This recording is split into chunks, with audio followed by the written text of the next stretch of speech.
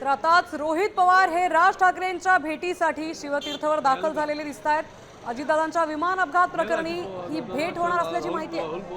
रोहित पवार राज ठाकरेंच्या शिवतीर्थवर आता दाखल झाले, तर ते त्यांची भेट घेणार आहेत आणि चर्चाही करणार आहेत।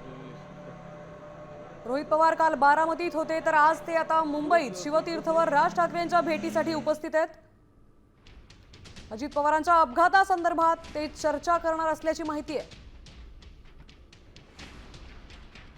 या चर्चेत काय निष्पन्न होणार हे आता बघणं महत्त्वाचं ठरणार आहे। रोहित पवार आता राज ठाकरेंच्या भेटीला नुकतेच शिवतीर्थ इथे दाखल झालेत। अजित पवार यांच्या अपघातासंदर्भात, त्याच्या पुढच्या प्रक्रियेसंदर्भात ते यात चर्चा करणार असल्याची माहिती आहे। 26 मिनिटांनी माझं बोलणं झालं तर ते मंत्रालयात रोहित पवार आता राज ठाकरेंच्या भेटीसाठी शिवतीर्थ इथे दाखल झाले।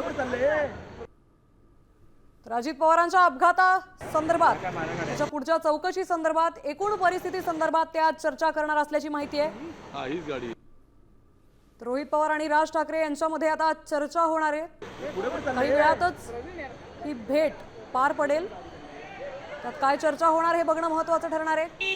काल रोहित पवार हे बारामतीत FIR दाखल करण्यासाठी पोहोचले होते, मात्र ते FIR दाखल करून घेतलं नव्हतं, तर ते आज आता राज ठाकरेंच्या भेटीसाठी शिवतीर्थ इथे दाखल झालेत।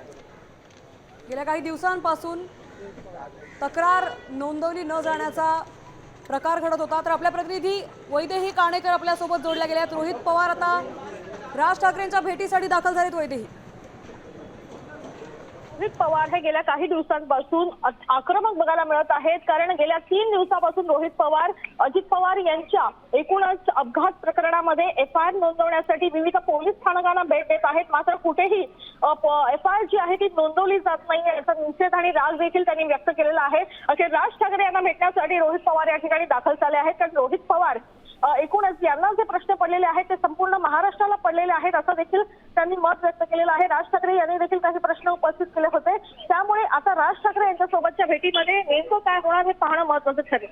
नक्कीच वैदेही, धन्यवाद आपण दिलेल्या सविस्तर माहितीबद्दल। त्यामुळे अगदीच वैदेही म्हणाल्याप्रमाणेच रोहित पवार काही दिवसांपासून चांगलेच आक्रमक झालेले दिसत आहेत। 2 दिवसांपासून त्यांचे FIRचे प्रयत्नही सुरू आहेत, तर आज ते राज ठाकरेंच्या भेटीसाठी दाखल झालेत। तर या भेटीमध्ये आता काय निष्पन्न होणार हे बघणं महत्त्वाचं आहे।